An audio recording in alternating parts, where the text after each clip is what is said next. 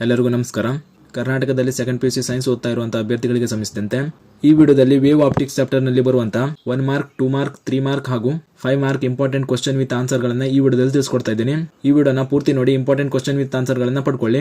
ಮೊದಲಿಗೆ ನೀವು ಸ್ಕ್ರೀನ್ ಮೇಲೆ ಕಾಣ್ತಾ ಇರೋ ಹಾಗೆ ಇದು 1 mark important question with answer ಗಳು ಆಗಿರ್ತವೆ.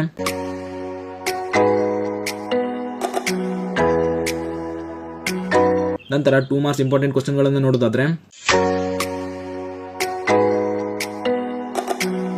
ಇದಿಷ್ಟು 2 ಮಾರ್ಕ್ಸ್ ನಲ್ಲಿ ಕೇಳುವಂತ ಇಂಪಾರ್ಟೆಂಟ್ ಕ್ವಶನ್ ವಿತ್ ಆನ್ಸರ್ ಗಳು ಆಗಿರ್ತವೆ. ನಂತರ 3 ಮಾರ್ಕ್ಸ್ ನಲ್ಲಿ ಕೇಳುವಂತ ಇಂಪಾರ್ಟೆಂಟ್ ಕ್ವಶನ್ ವಿತ್ ಆನ್ಸರ್ ಗಳು ನೋಡೋದಾದ್ರೆ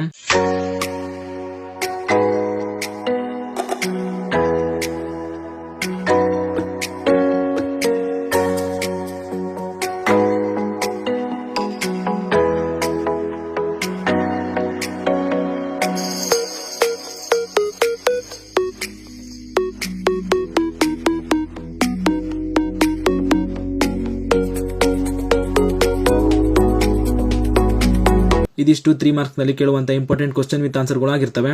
ನಂತರ ಕೊನೆಯದಾಗಿ 5 ಮಾರ್ಕ್ಸ್ ನಲ್ಲಿ ಕೇಳುವಂತ ಇಂಪಾರ್ಟೆಂಟ್ ಕ್ವಶನ್ ವಿತ್ ಆನ್ಸರ್ ಗಳು ನೋಡೋದಾದ್ರೆ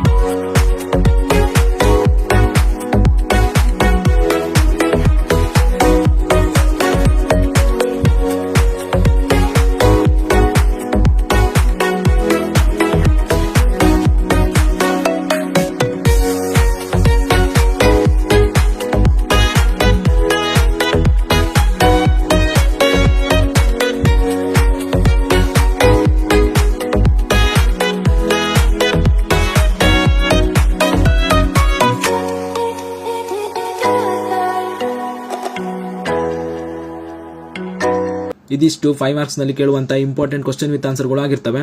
ಈ ನೋಟ್ಸ್ ಗಳನ್ನ ಸೆಕೆಂಡ್ PUC ಓದ್ತಾ ಇರುವಂತ ನಿಮ್ಮ ಫ್ರೆಂಡ್ಸ್ಗೂ ಶೇರ್ ಮಾಡಿ, ಅವರು ಕೂಡ ತಿಳಿಸಿ.